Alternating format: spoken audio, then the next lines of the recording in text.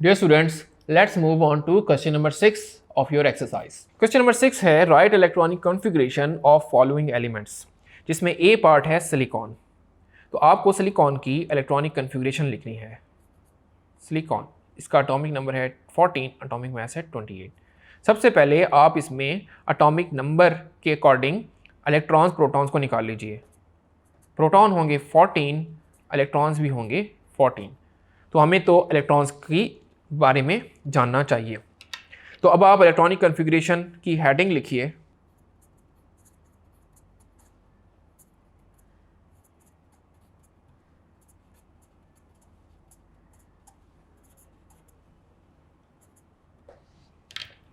तो इसको देखते हैं। सबसे पहले आएगा 1s2, then 2s2, 2p6, 3s2, 3p।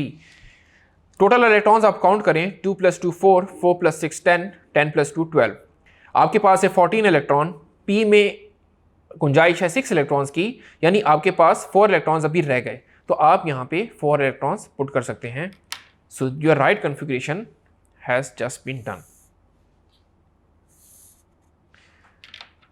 इसी तरह आप मैग्नीशियम की कॉन्फ़िगरेशन कर सकते हैं, एल्यूमिनियम की भी कर सकते हैं। एक और एलिमेंट को डिस्कस कर लेते हैं, argon. So part d is argon whose atomic number is 18। इसका मतलब प्रोटॉन है 18 और इलेक्ट्रॉन्स होंगे 18। सो हेडिंग लिखिए इलेक्ट्रॉनिक कॉन्फ़िगरेशन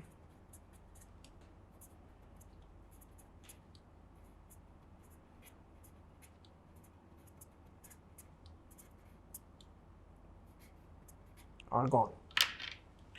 तो वंस अगेन स्टार्ट लीजिए 1s2 से, then 2s2, 2p6, 3s2 and then 3p पे रुक जाएं और इलेक्ट्रॉन्स को काउंट करें।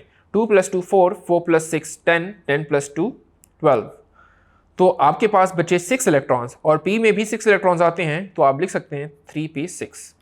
इस तरीके से आपकी इलेक्ट्रॉनिक कॉन्फ़िगरेशन कंप्लीट हो जाती है फॉर आर्गॉन।